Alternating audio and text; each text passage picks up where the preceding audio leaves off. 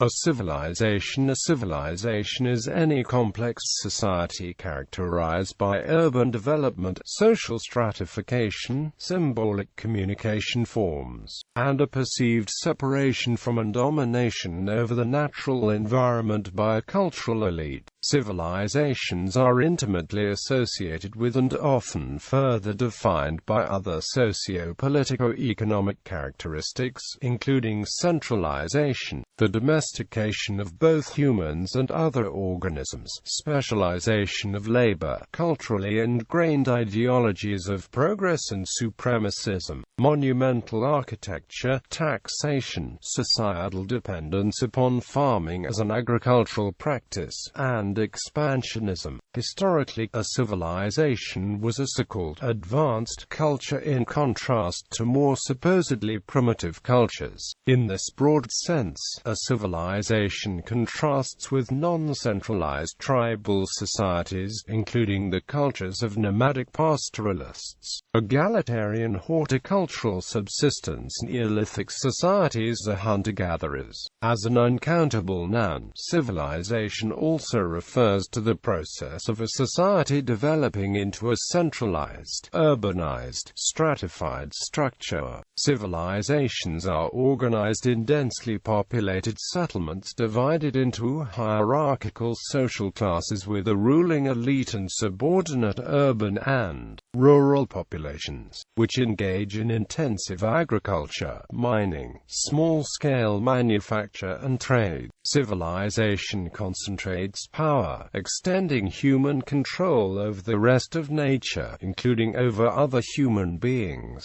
The earliest emergence of civilizations is generally associated with the final stages of the Neolithic Revolution, culminating in the relatively rapid process of urban revolution and state formation, a political development associated with the appearance of a governing elite. The earlier Neolithic technology and lifestyle was established first in the Middle East, and later in the Yangtze and Yellow River basins in China, and later spread. Similar pre-civilized Neolithic revolutions also began independently from 7000 BCE in such places as northwestern South America and Mesoamerica. These were among the 6 civilizations worldwide that arose independently. Mesopotamia is the site of the earliest developments of the Neolithic Revolution from around 10,000 BCE, with civilizations developing from 6,500 years ago. This area has been identified as having inspired some of the most important developments in human history, including the invention of the wheel, the development of cursive script, mathematics, astronomy, and agriculture. The civilized urban revolution in turn was dependent upon the development of sedentarism, the domestication of grains and animals, and the development lifestyles which allowed economies of scale and the accumulation of surplus production by certain social sectors. The transition from complex cultures to civilizations, while still disputed, seems to be associated with the development of state structures,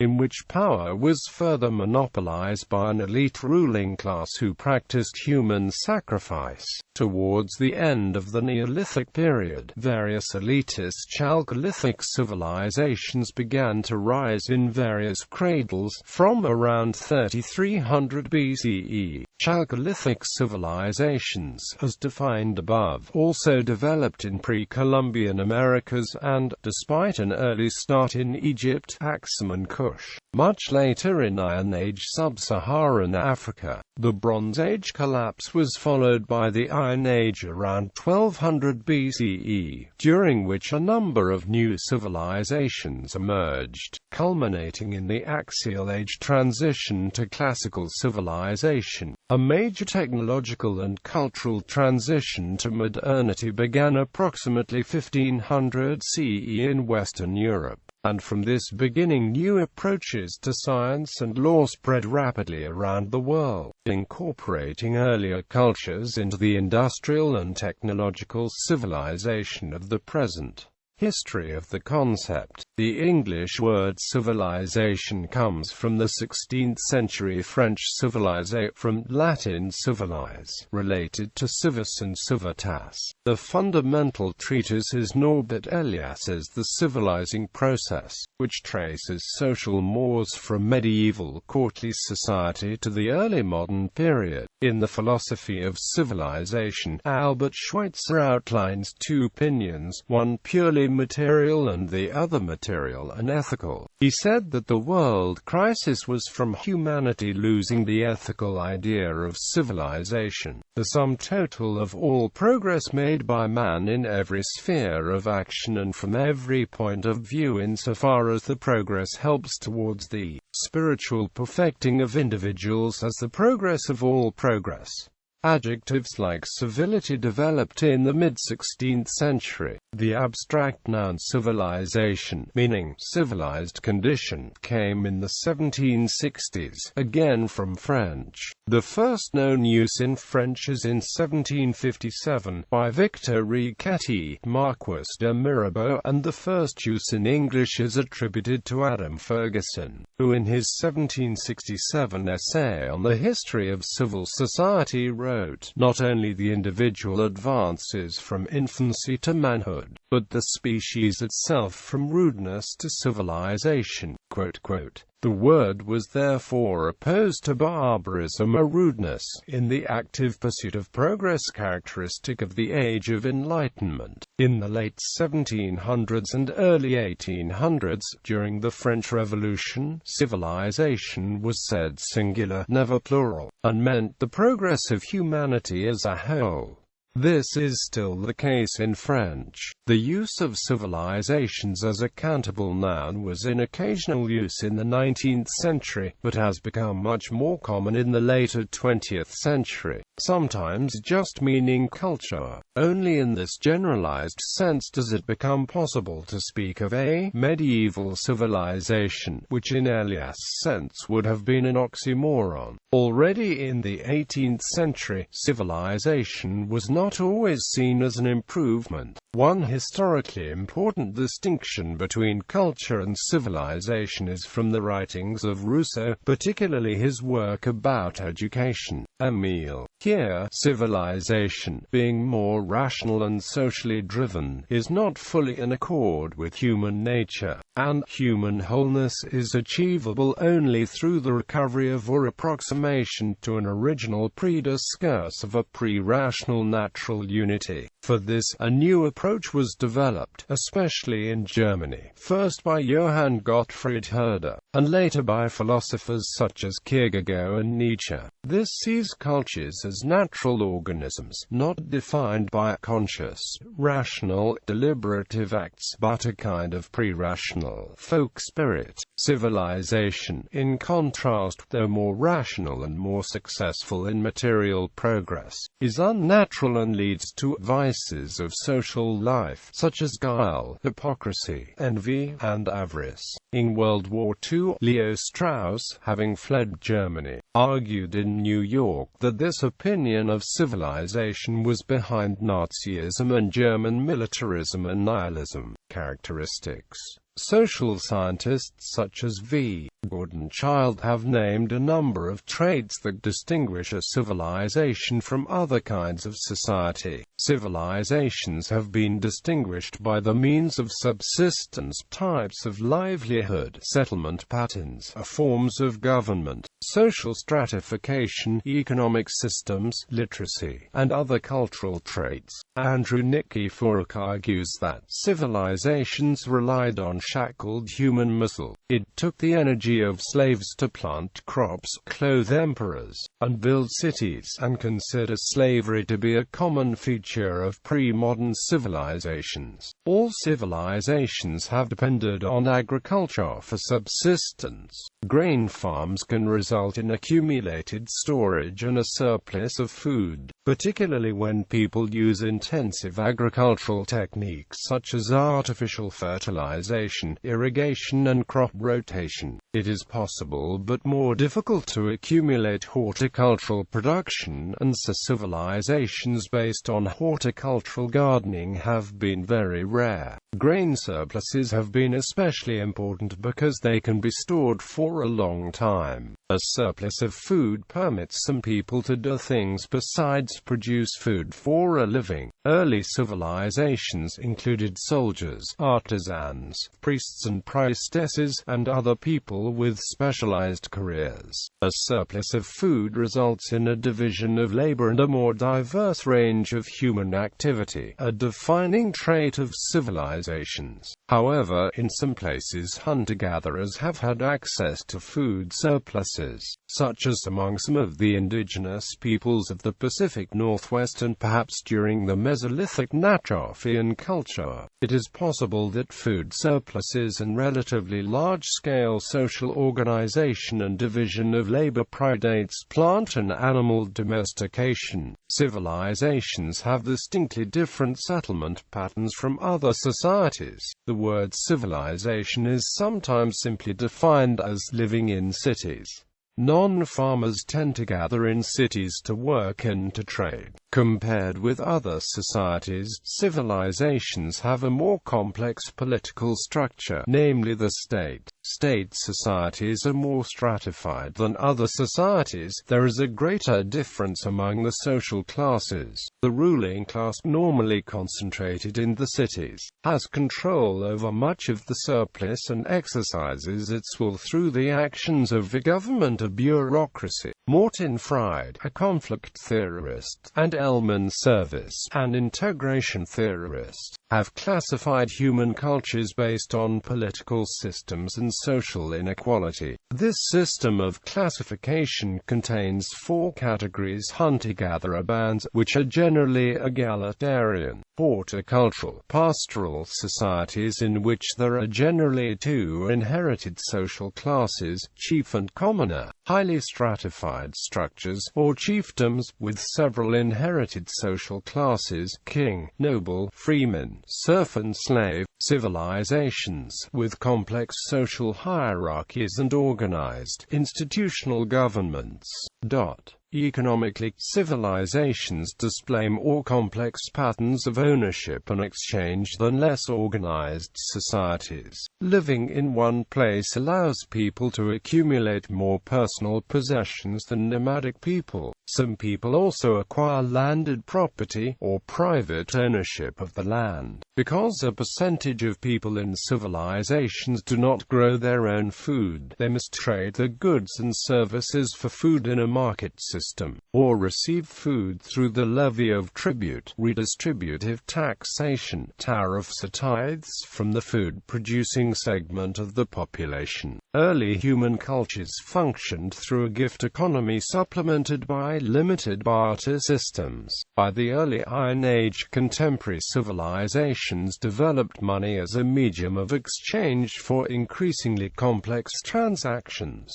To oversimplify, in a village the potter makes a pot for the brewer and the brewer compensates the potter by giving him a certain amount of beer. In a city, the potter may need a new roof, the roofer may need new shoes, the cobbler may need new horseshoes, the blacksmith may need a new coat, and the tanner may need a new pot. These people may not be personally acquainted with one another, and the needs may not occur all at the same time. A monetary system is a way of organizing these obligations to ensure that they are fulfilled. For the days of the earliest monetarized civilizations, monopolistic controls of monetary systems have benefited the social and political elites. Writing, developed first by people in Sumer, is considered a hallmark of civilization and appears to accompany the rise of complex administrative bureaucracies of the conquest state. Traders and bureaucrats relied on writing to keep accurate records. Like money, writing was necessitated by the size of the population of a city and the complexity of its commerce among people who are not all personally acquainted with each other. However, writing is not always necessarily for civilization. The Inca civilization of the Andes did not use writing at all, but it uses a complex recording system consisting of chords and notes instead. the equipoise, and it still functioned as a civilized society, aided by the division of labor and central government planning. Civilizations have developed many other diverse cultural traits. These include organized religion, development in the arts, and countless new advances in science and technology. Through history, successful civilizations have spread, taking over more and more territory, and assimilating more and more previously uncivilized people. Nevertheless, some tribes of people remain uncivilized even to this day. These cultures are called by some primitive, a term that is regarded by others as pejorative. Primitive implies in some way that a culture is, first, that it has not changed since the dawn of humanity, though this has been demonstrated not to be true. Specifically, as all of today's cultures are contemporaries, today's so-called primitive cultures are in no way antecedent to those we consider civilized. Anthropologists today use the term non-literate to describe these peoples. Civilization has been spread by colonization, invasion, religious conversion, the extension of bureaucratic control and trade, and by introducing agriculture and writing to non-literate peoples.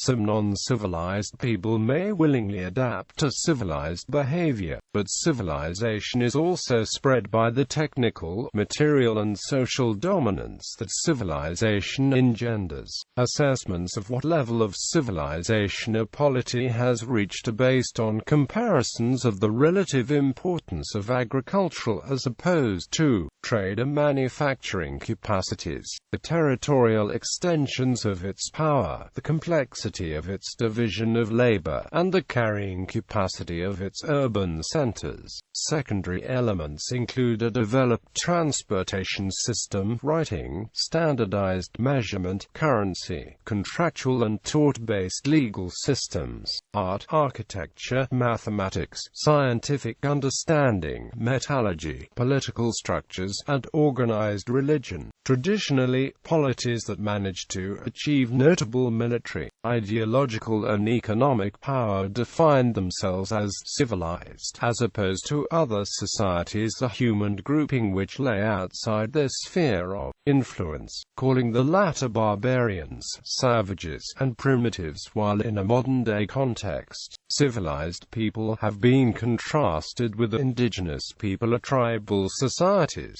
Cultural identity. Civilization can also refer to the culture of a complex society, not just the society itself. Every society, civilization or not, has a specific set of ideas and customs, and a certain set of manufactures and arts that make it unique. Civilizations tend to develop intricate cultures, including a state-based decision-making apparatus, a literature, professional art, architecture, organized religion, and complex customs of education, coercion, and control associated with maintaining the elite. The intricate culture associated with civilization has a tendency to spread to and influence other cultures, sometimes assimilating them into the civilization.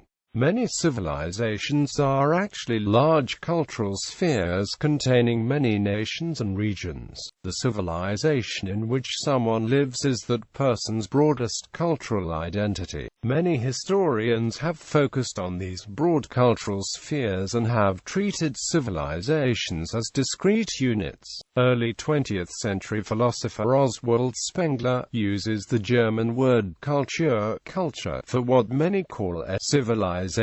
Spengler believes a civilization's coherence is based on a single primary cultural symbol. Cultures experience cycles of birth, life, decline, and death, are often supplanted by a potent new culture, formed around a compelling new cultural symbol. Spengler states civilization is the beginning of the decline of a culture as the most external and artificial states of which a species of developed humanity is capable. This unified culture concept of civilization also influenced the theories of historian Arnold J. Toynbee in the mid-20th century. Toynbee explored civilization processes in his multi-volume A Study of History, which traced the rise and, in most cases, the decline of 21 civilizations and 5 arrested civilizations. Civilizations generally declined and fell, according to Toynbee, because of the failure of a creative minority, through moral or religious decline, to meet some important challenge, rather than mere economic or environmental causes.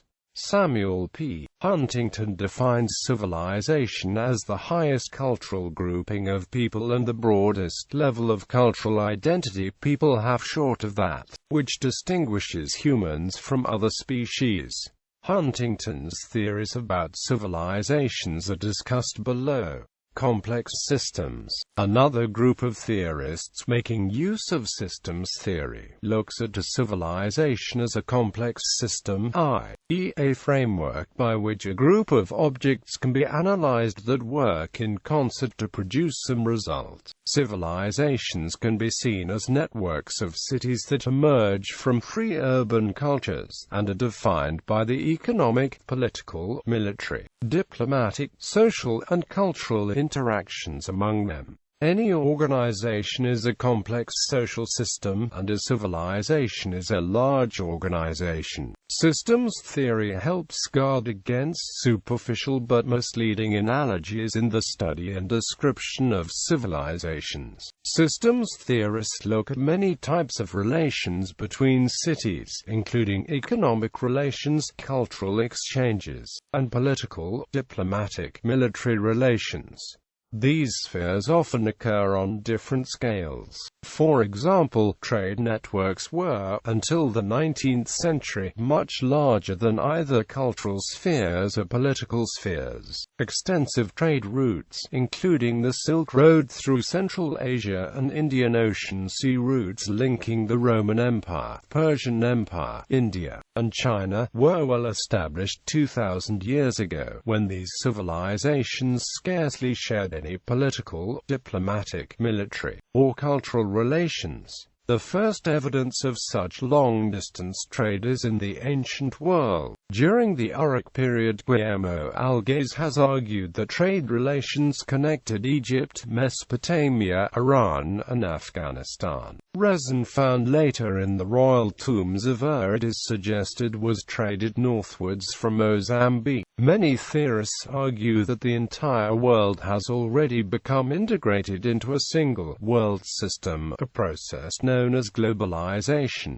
Different civilizations and societies all over the globe are economically, politically, and even culturally interdependent in many ways. There is debate over when this integration began, and what sort of integration, cultural, technological, economic, political, or military diplomatic, is the key indicator in determining the extent of a civilization. David Wilkinson has proposed that economic and military diplomatic integration of the Mesopotamian and Egyptian civilizations resulted in the creation of what he calls the Central Civilization around 1500 BCE. Central Civilization later expanded to include the entire Middle East and Europe, and then expanded to a global scale with European colonization, integrating the Americas, Australia, China and Japan by the 19th century. According to Wilkinson, civilizations can be culturally heterogeneous, like the Central Civilization, or homogeneous,